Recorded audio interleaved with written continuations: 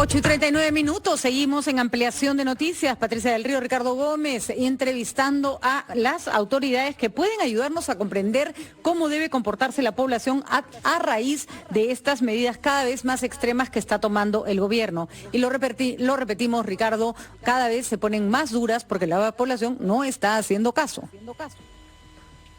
Así es, Patricia, tenemos rigiendo desde anoche a las 8 y hasta las 5 de esta mañana la primera jornada del toque de queda, bueno, la restricción total para circular, como lo dijo el presidente, a nivel nacional. ¿Por qué? Porque no hemos sabido comportarnos, porque algunos ciudadanos habían mal aprovechado el permiso que tenían para circular en determinadas circunstancias. ¿Qué tenemos que hacer? Quedarnos en casa, quedarnos en la sintonía de RPP.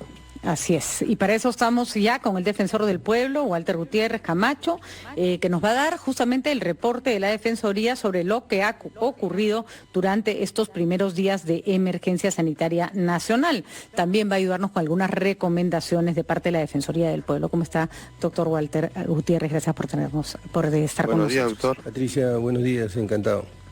Bueno, ¿cuál es el reporte? ¿Qué es lo que está observando la Defensoría del Pueblo, que además pertenece a este Consejo de Estado que reúne a los líderes de los poderes más altos del Estado para tomar decisiones, ¿no? Así es, así es. Tal vez primero convenga recordar que en situaciones de emergencia, estados de emergencia, en este caso de emergencia sanitaria, la Defensoría del Pueblo tiene un rol supervisor, no pierde su rol supervisor y desde luego colaborativo también, pero sigue teniendo ese rol supervisor. Un ejemplo concreto, el día de ayer ha habido un motín en Piura y el jefe de oficina, César Orrego, ha estado presente, ha coordinado justamente con las autoridades y en su conjunto, INPE, policía, han logrado develar el motín. Este motín se inició fundamentalmente por la falta de visitas o por la restricción de visitas, lo que a su turno generó la elevación de precios de determinados bienes. Hay que recordar que en los penales hay tiendas que venden determinados productos y estos habían subido sus precios y esto generó, como digo, un motín que afortunadamente ya ha sido controlado. Ahí estamos hablando de más o menos 1.000 internos. Entonces, esta es una muestra de cómo la Defensoría sigue actuando. Otro caso importante sucedió en La Libertad. En La Libertad, el jefe de la oficina, al ver que habían 100 personas que estaban varadas, pero que tenían que ir a Chiclayo, logró articular con las autoridades y con la empresa privada y los trasladó a su domicilio, que es Chiclayo. En ese grupo habían 40 adultos mayores. Y esto me permite señalar lo siguiente: si bien es cierto que en los estados de emergencia los derechos se restringen, se limitan, no es que desaparecen, porque el derecho de regresar a tu hogar no puede ser eliminado. Por lo tanto, nosotros, en colaboración con las autoridades, logramos que regresen estos ciudadanos a sus domicilios. Esto mismo, que creo que ya afortunadamente ha ido bajando, puede hacerse en todas las regiones donde hayan todavía ciudadanos que no hayan logrado regresar a sus viviendas. Y en relación a las medidas que se han tomado el día de ayer, son medidas durísimas, pero muy necesarias. Son medidas que, como bien señaló el presidente, se toman porque hay un grupo de ciudadanos menor pero significativo que no ha estado cumpliendo las disposiciones de cuarentena que había establecido el gobierno. De modo que, como digo, son medidas muy duras y son medidas que se están dando al hilo de una circunstancia completamente inédita. Y por eso es posible que estas medidas tengan que ser objeto de ajustes, de perfeccionamientos, porque repito, son situaciones absolutamente inéditas y es comprensible que no sean perfectas. No busquemos la perfección en la dación de estas medidas. Busquemos la perfección en nuestro comportamiento. En eso sí podemos buscar la perfección. En no salir de casa, en no violar las normas, en ser los más respetuosos posibles. Ahí sí nos debemos exigir perfección. Sí, yo he dicho en anterior oportunidad lo siguiente. El día de antes de ayer se le ha rendido homenaje a la policía, al ejército y particularmente a todo el equipo, todos los trabajadores de la sanidad. Pero creo que el mejor homenaje que se le puede dar a los médicos, a los auxiliares de salud, es que nosotros hagamos nuestro papel. Porque ellos están jugando literalmente la vida por nosotros y no es posible que un grupo de personas que no comprendan la gravedad de la situación incumplan estas reglas. De manera que sí, suscribo plenamente lo que plantea Patricia. Nosotros tenemos que jugar un rol. Esta es una tarea del Estado en su conjunto, pero principalmente también de la sociedad. Doctor Gutiérrez, ahora estamos en los primeros días, es cierto, van a haber algunos ajustes, se necesitan, pero no queda clara, tiene que haber una sanción para quienes incumplan esto y nos pongan a todos en riesgo, pero no queda claro cuál es la figura que se les va a aplicar, porque en algún momento se ha dicho de pronto de 10 a 20 años de prisión, por exposición de personas al peligro o por sin saberlo, pero diseminando una enfermedad que puede ser mortal, y después se nos ha dicho, no, esto dentro de la Ley General de la Salud más bien supondría un máximo de aislamiento en la comisaría y de ahí de retornarlo a domicilio. Otros nos dicen, no, es delito de desobediencia a la autoridad. ¿Usted tiene algo más claro que decirnos respecto a la infracción que estamos cometiendo si salimos en toque de queda, si no cumplimos con las restricciones en ese estado de emergencia? A veces lo más difícil para un grupo importante de personas es hacer lo que resulta lineal, sencillo y básico. Hoy día creo que en este momento, creo que no es el momento de los debates jurídicos. He visto que por las redes hay así, digamos, gente espontánea que sale a hacer críticas a las disposiciones o a las declaraciones que alguna autoridad hace. No es el momento de hacer análisis, digamos, de cierta fineza jurídica. Hoy día es el momento de todos alinearnos y todos cumplir y ir perfeccionando estas normas que se han dado. Tu pregunta me permite, Ricardo, recordar algo.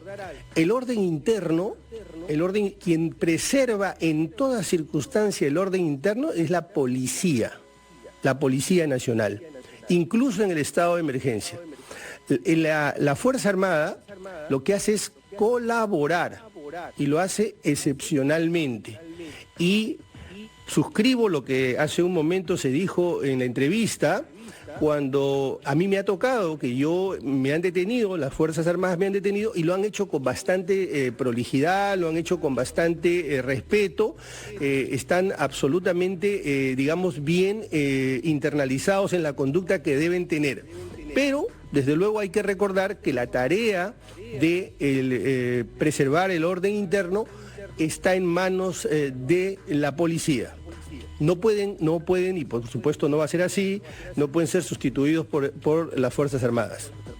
Muy bien, vamos rápidamente a una pausa, ¿no es cierto, Ricardo? Y seguimos conversando con Walter Gutiérrez, el defensor del pueblo, sobre qué podemos y qué no podemos hacer, qué derechos se pueden afectar o están afectados en estos momentos y sobre todo, cómo colaborar con esta medida de emergencia.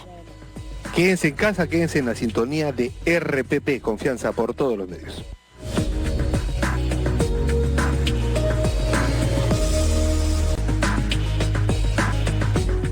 8:50 minutos de la mañana, nosotros seguimos con Walter Gutiérrez, defensor del pueblo.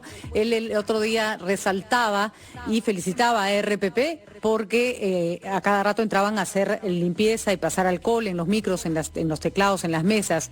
Esto no sería posible si no fuera por la señora Cecilia Ramírez y la señora Giovanna Azaldes, que están todo el día con nosotros ayudándonos a mantener el espacio limpio y a mantenernos seguros. Y personas como ellas hay en todo el país. En todo el país están colaborando para que ustedes y los que están trabajando estén sanos y estén seguros. Así que Son personas responsables, Patricia. Así es, Ricardo, a través de la señora Cecilia Ramírez y Giovanna Azaldes, nuestro reconocimiento a todas las personas que en esta empresa y en otros lugares mantienen limpios, lo más limpio posible, los lugares de trabajo.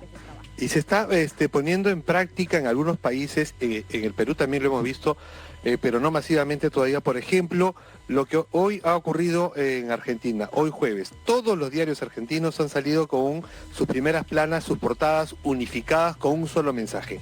Al virus lo frenamos entre todos. Viralicemos la responsabilidad. Es lo único que tenemos que viralizar, la responsabilidad. Efectivamente. Actuar pensando en los demás.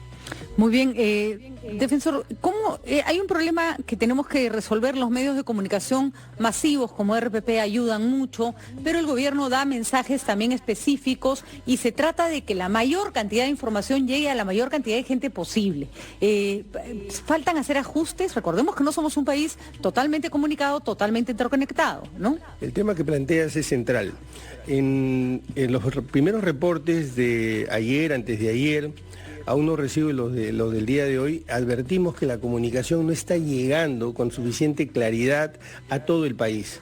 Gran parte de los reportes que tenemos y de los incumplimientos a las normas que se dan en el interior del país de algún modo están vinculados a la falta de una comunicación lo suficientemente eficiente. Desde el primer momento, y en esto hemos coincidido con ustedes, desde el primer momento la Defensoría sacó un comunicado cuando esto recién empezaba, planteando que haya una vocería única, una vocería además que tenga la posibilidad de llegar a los pueblos indígenas, que se haga en lenguaje de señas, en fin, que pueda trasladar la información, porque en este momento la información es fundamental. Entonces creo que ahí todavía hay una asignatura pendiente que se puede mejorar.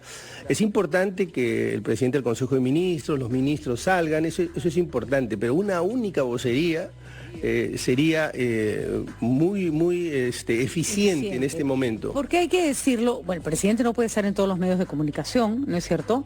Y los ministros se están repartiendo, pero ha generado mucha confusión el hecho de que, y es natural, algunos ministros digan A y el otro ministro diga B, porque como son cosas que se están ajustando en el camino, eso sí genera un desconcierto muy grande en la población, ¿no? Precisamente, como he dicho, nosotros en este momento la Defensoría no está para hacer críticas puntuales. Ya va a haber momento en que hagamos nuestros balances de cara al futuro y hagamos correcciones. Este no es el momento de generar divisiones y críticas, pero lo que sí podemos señalar es que resulta fundamental alinear el discurso, y para que se alinee el discurso tiene que haber una sola voz, no muchas voces.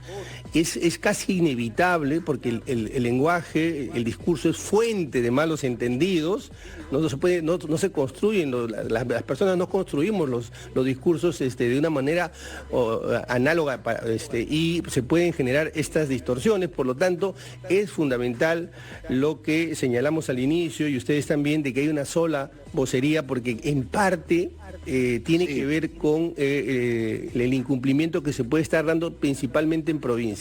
Eso es lo que hemos advertido nosotros. Sí, doctor Gutiérrez, ¿sería necesario desarrollar de inmediato, pronto ya, una campaña de información a nivel nacional? Porque no la tenemos, y además también establecer, como se ha señalado en algún momento, una vocería o varias vocerías para esto, pero una campaña de difusión a nivel nacional, porque no tendremos, a veces ni siquiera los que estamos en Lima y estamos en medios de comunicación terminamos de entender rápido de qué se trata, o sea, qué está disponiendo el gobierno. Sí, sin duda. Digamos que en líneas generales, en tiempos ordinarios, toda gestión debe venir acompañada de una buena comunicación, porque si no la gestión aquello que hiciste bien no se puede transmitir y no se puede replicar si no hay buena comunicación. Pero esto se hace urgente y mucho más necesario en contextos de emergencia o situaciones muy difíciles como la que estamos viviendo.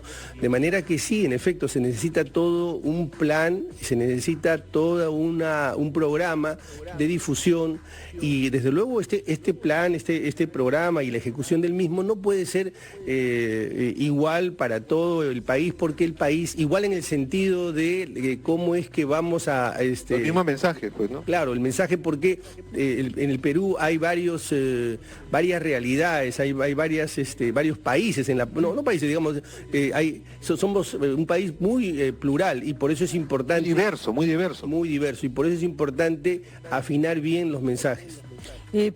Finalmente, hay varias preguntas que se hacen sobre las personas que se han quedado varadas en el aeropuerto o fuera del aeropuerto. Para empezar, están en condiciones bastante vulnerables porque están durmiendo en la calle. Y segundo, como usted decía, defensor, es importante que la gente regrese a sus lugares de origen. No se pueden quedar tirados a la mitad de la nada, ¿no? Algunos estaban de paso, otros habían venido por trabajo. Ya debemos atender esos casos con más seriedad. Con más seriedad, con más celeridad y con la comprensión de que en el núcleo duro del derecho al libre tránsito, que si bien es cierto se ha restringido, no ha desaparecido, está el derecho de regresar a tu país o regresar a tu hogar. Por lo tanto, sí es un tema que hemos conversado con la Cancillería y yo veo que están en efecto muy preocupados y ocupados en el tema y están dando pasos conducentes a que esto se vaya reduciendo. Un tema que, por ejemplo, podría funciona cuando hay alertas de tsunami o cuando hay problemas con el terremoto, es que los celulares se convierten en una forma para poder transmitir el mensaje. Esto incluso hay en zonas muy alejadas de nuestro país. Deberíamos estar empezando a usar los celulares para mandar información, por ejemplo, toque de queda de 8 de la noche a 5 de la mañana. ¿Podría ser una recomendación? Sin duda. En el plan al que se refería Ricardo, desde luego no puede estar fuera estos medios, estos mecanismos que ahora la modernidad nos ofrece, ¿no? Uh-huh. Desde luego. Miren, hay más de 30 millones de celulares. O sea, es difícil que una persona no tenga un celular. Hay personas que tienen hasta 2 celulares.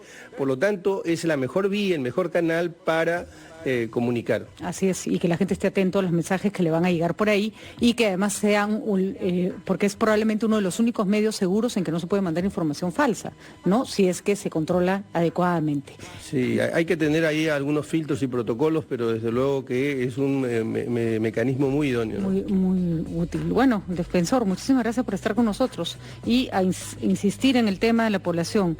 Hay gente que dice, no, si sales no te mueres. No, sí te puedes morir. Por supuesto. Pero lo más probable es que si tú no te mueres, puedes matar a alguien que conoces o a alguien que no conoces y que le estás quitando la vida por tu responsabilidad. Sí, este es el momento donde debemos demostrar la consistencia de nuestra ciudadanía. Así es. La ciudadanía empieza por la solidaridad y el respeto a la ley.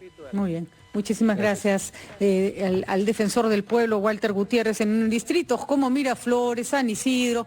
¿Qué tipamos? Son los distritos donde hay mayor capacidad adquisitiva, donde se supone que la gente es más educada, no voy a decir, ¿no? Más instruida de repente, o que ha ido a mejores colegios y universidades. La gente está saliendo a correr y a hacer deporte.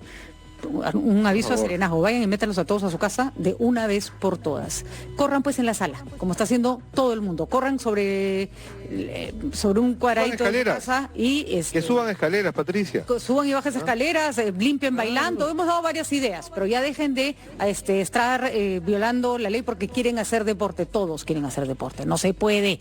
Hoy 9 en punto de la mañana. Pausa.